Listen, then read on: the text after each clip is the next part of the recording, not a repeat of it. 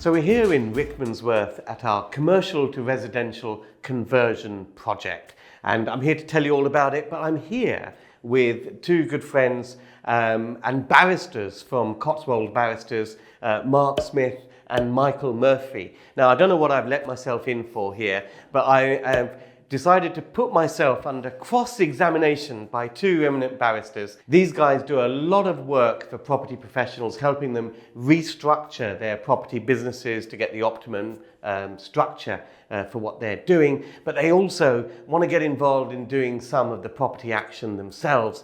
And they're looking at investing into commercial property through their SaaS. So I'm going to put myself in the dock. Hi, guys. Hi, Ranjan. Welcome. So, tell me, what would you like to know? The first thing is, how would you go about finding a fantastic opportunity like this? You've shown us round the high street, the outside, which is a very attractive looking building from the outside, but now we're actually inside and you've shown us a little bit about what the plans are. How do you go about finding an opportunity like this? Well, the great thing about these sort of opportunities is I like to say that they're hidden in plain sight. They're all over the place. It's just that people don't know what to look for. So what you've got to know and equip yourself with is what are the criteria for which allow you to convert commercial buildings to residential use under a light touch prior approval system without having to go through full planning application. So if you know what fits the template for those conversions, then you can hunt for properties that fit that bill. And if you want to do that, of course, subscribe to this channel, hit the bell icon. We do a lot of videos on this stuff and we'll keep you up to date with all of that. So this particular property was bought from auction. So it was bought from a public auction. So that means anyone could have had this deal. It wasn't a direct, we do direct to vendor, we do commercial agents and sourcing sources that I know and that kind of stuff. But the lovely thing about this deal is that it was a public auction. So anyone could have had this if they knew what they were looking for. And that requires an understanding of the permitted development rules. Of course, they've all changed now. We've got some new set of rules from 1st of August. And you know, it's going to be about first mover advantage because it's going to take time before loads and loads of people actually understand what you can do with these rules. At the moment, that knowledge certainly isn't universal. So what we've got here is, from street level, a couple of seemingly quite active and busy businesses and a couple of fairly average looking office spaces above. Well, average, I mean, I wouldn't want to, I don't know whether you want to run your chambers from here, but no, it's pretty grotty. This is typical what they had in the 1980s, I think, as offices. So, you know, we've got a couple of pics, you'll see. It was done in the 1980s. A lot of office space was above shops. But this is not where offices want to be now. They tend to move to a serviced office building, a bit WeWorky, you know, funky coffee areas and all of that, and lots of businesses are in the same building. You don't have any of that here. If you worked here, you'd be depressed. I mean, this probably was residential originally and was made into office. And this is just converting it back. And you know, the best commercial to residential conversions are going to be the ones where you just reverse what's happened many decades ago. Because the building already, you know, if it looks like a duck, quacks like a duck, it's a duck. If it originally was residential and they've made it commercial, many shops along many high streets were originally residential properties. You're just converting them back. It's natural. And what are the basic figures then, Ranjan? What did you pay for this, and what's the GDV? Well, the whole building was bought for $950. The issue here in terms of how people need to look at it is because this is two double shops. So it kind of scales up and down. You know, if you're entry level, you might just look for one shop and uppers rather than two or three together. Sometimes if you do blocks or parades, you get a little bit of economies of scale, and it's chunkier to do. But the real benefit of what you're doing here is that you're taking this commercial space and the value of this space per square foot is relatively low. You take something which is worth a certain price per square foot, and just by getting the permission to convert to residential, you treble that value per square foot. And then it's just about doing a few simple works. We'll get back to the video in just a moment, but what I wanted to really tell you about was what is the most exciting opportunity in property right now, and that is repurposing defunct commercial buildings to residential use. Now, most people don't really know where to start, what to look for, and how to exploit these opportunities, and that's why I've prepared 90 minutes of free training for you to get you started on this wonderful journey. You can register for this free training at property-workshop.com. Join me on that free training, and I'll leave you to enjoy the rest of the video.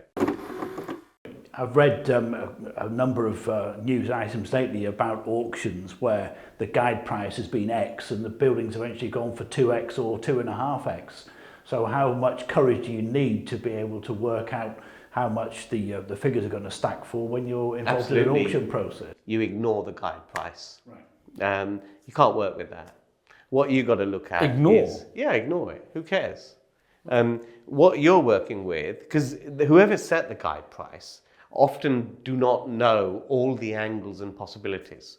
So with commercial property, the end value is in the beholder's spreadsheet. So they don't know what's in my spreadsheet. So it's all dependent on what you know about the rules, about what you can do with the space. So when I was looking at this building, I was looking at 4 flats and 2 shops, and I'm looking at the end value of that development as that. And then you work your way backwards. Okay, I'm looking at 4 flats above 2 shops. What's the end value? What's it going to cost me to convert that space? What sort of profit margin do I think is sensible? What are my financing costs, my stamp duty costs, and all of that? And then you get to your maximum offer price that it makes sense to offer. So that's what I mean by ignore the guide price. I'm just going on my figures. So you fix your own guide price. Exactly. Really? Yeah. Exactly. And in terms of the building out and the GDV, you're going to create 4 flats here, as I understand it? 4 flats, 4 one-bedroom flats. Because I think when you're doing, because we are in the high street, and we're in a lovely high street. We've got M&S just a couple of doors away, sell all your ready meals. We've got drinking establishments and food establishments all around. Tube, just 5 minutes walk. So it's a lovely location to live. Now, it's a lovely location to live for perhaps a single person or a couple. So the minute you start doing 2-bedroom or 3-bedroom flats above a shop, then people tend to have families, small children, they're wanting car parking spaces, and that becomes harder to accommodate. So when you stick with 1-bedroom flats above these sort of locations, you find that there's a very, very active market for them for sale and to let. Okay. So how would people like us get involved without having to stump up £950,000? Well, there are all sorts of ways of getting involved with commercial property. I mean, I did a video earlier about how you can get into commercial property at an entry level. And that was through, it's about what you buy. So for example, this particular building is 2 shops and 2 floors above, and it's the whole freehold.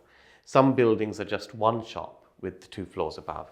There are other buildings where you're buying the freehold, but the upper parts have already been sold off on long leases.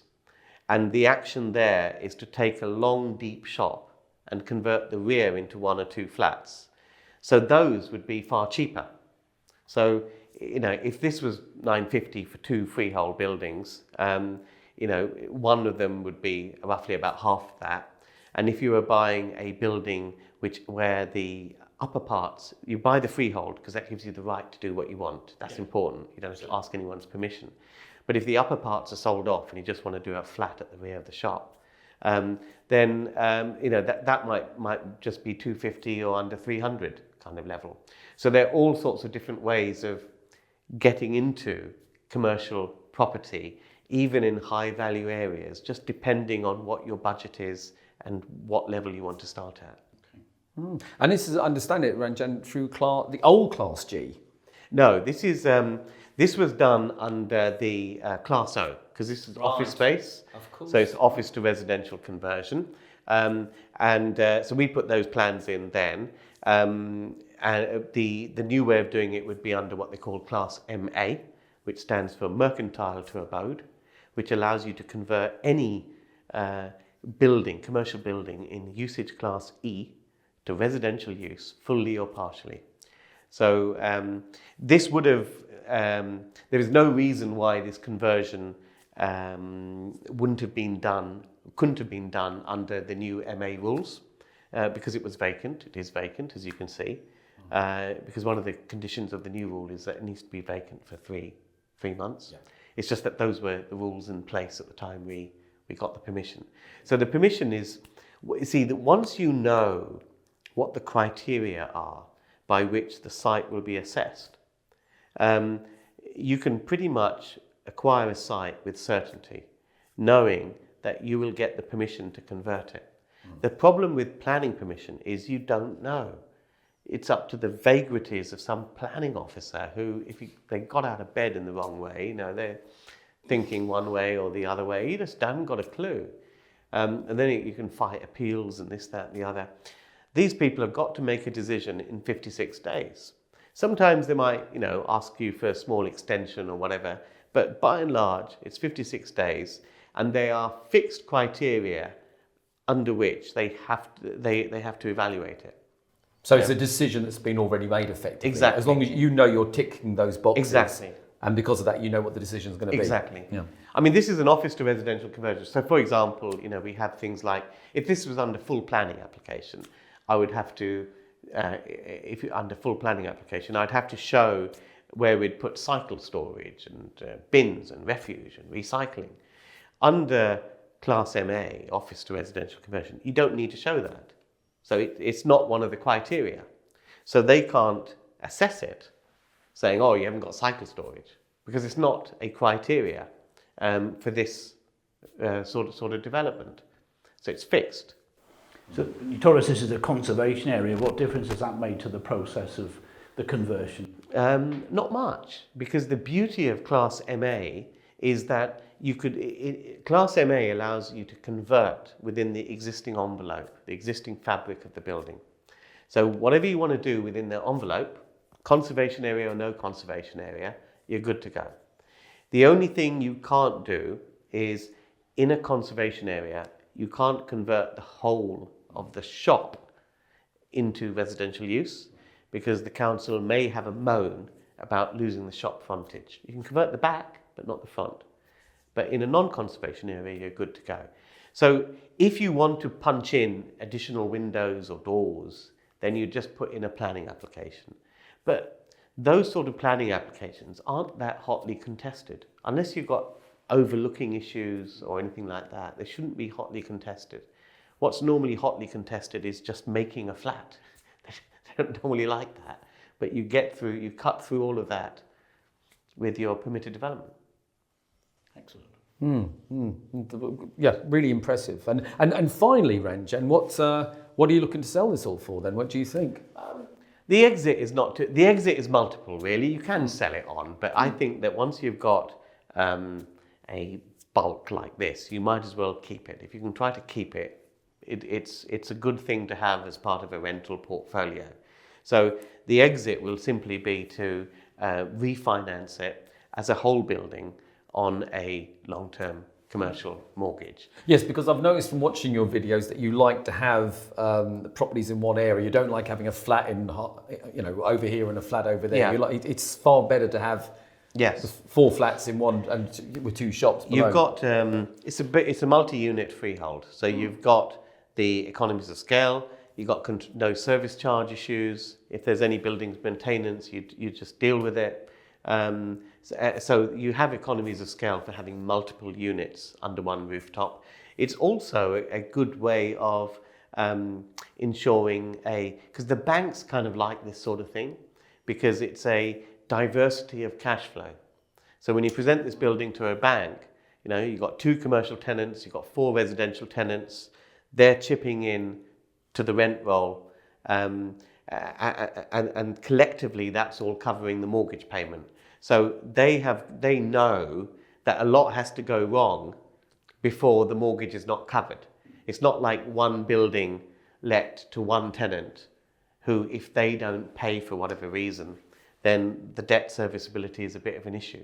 6 things would have to go wrong in this building Exactly. before you couldn't. Yes, absolutely. Exactly. Yeah. So it makes it very comfortable for them. Sure. See the sense of that. Yeah, it's a wonderful project. It'd be a wonderful project. We've pretty much we've got the drawings done.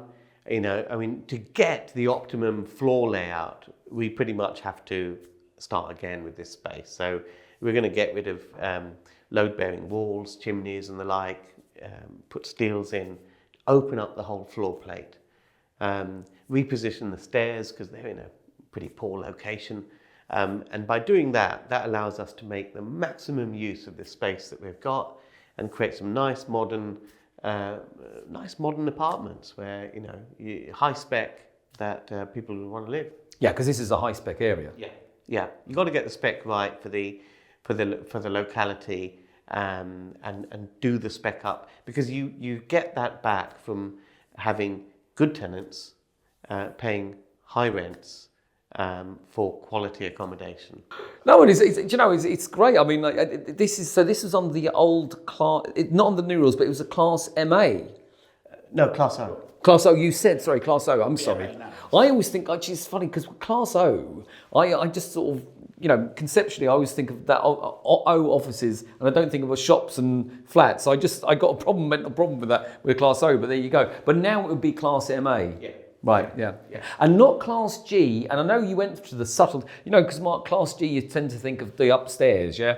But of course, there's subtleties involved now between doing a Class G and Well, Class G is for when you're converting space above a shop, but the space above a shop is somehow ancillary to the... Why are you wandering off? Oh, is this still on video, is it? Yeah. No. Oh, is it? Oh, I'm so sorry. Jeez, I didn't know. I thought we'd stopped. Sorry, mate. I thought we'd stopped. I'm really sorry. I thought it was... Right, okay. That's brilliant. Decided we stopped. That would be a great outtake. You said finally, Ranjan, like you're in charge of when we finish. So I was like, yeah, right, sorry, I won't walk off again. Right.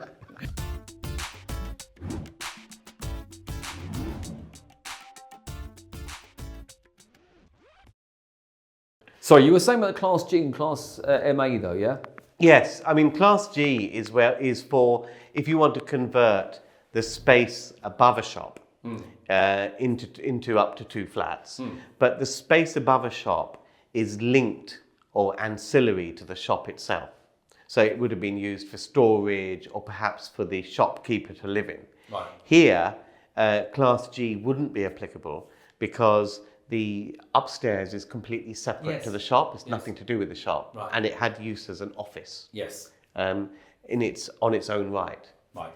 So that's why you... and it is, I mean, it's different buildings on the same parade. You'll be able to use different permitted development rights, and that each of them have their nuances. Yeah, and it is nuanced, isn't it? The difference between Class G and Class MA and when to use it. Yes. Yeah. And that's going to create masses of opportunity because people don't realise that. Because there will be buildings where you can choose which permitted development right to use depending on whether it's advantageous to you. So for example, there'll be shops on the high street where you would want to do Class G, which will allow you to do 2 flats above. But under Class G, the space doesn't need to be vacant for 3 months. With MA, you have to meet a vacancy test, which means that the premises have to be empty for 3 months before you can put you in your application. So in timing, it may be beneficial to put in a Class G if you fit the template for that, simply because you can crack on far sooner. Is it easy to transfer those applications between different criteria once they're in? Or do you need... No, you wouldn't do that once they're in. You just know which track to go on, push your application on before buying the property as part of your initial assessment. Okay. Of course, the other thing about Class MA, tell me if I'm wrong, it allows for 1,500 square metres potentially. Oh yeah. Whereas Class G's 150. Yeah. I mean, you could do a You can do big buildings under MA. But then it is constrained by the space you convert needs to have natural light, and each space or each unit needs to be at least 37 square meters. Yes. So you ready to go out in the world and find some of these opportunities? It'd be foolish not to, wouldn't it? Absolutely. Very much looking forward to it, yeah. So let's get out there and hunt for some of these deals. See you guys in the next video. There's plenty more to come. Make sure you've liked, commented and subscribed. And also, we'll be doing a webinar, a live 90-minute masterclass to take you through all these new permitted development rules and sharing how you can get started on your commercial property journey. So join me on those. Listen, guys, thanks very much. Oh, thank you. Thanks, Ranjan. Brilliant. Yeah.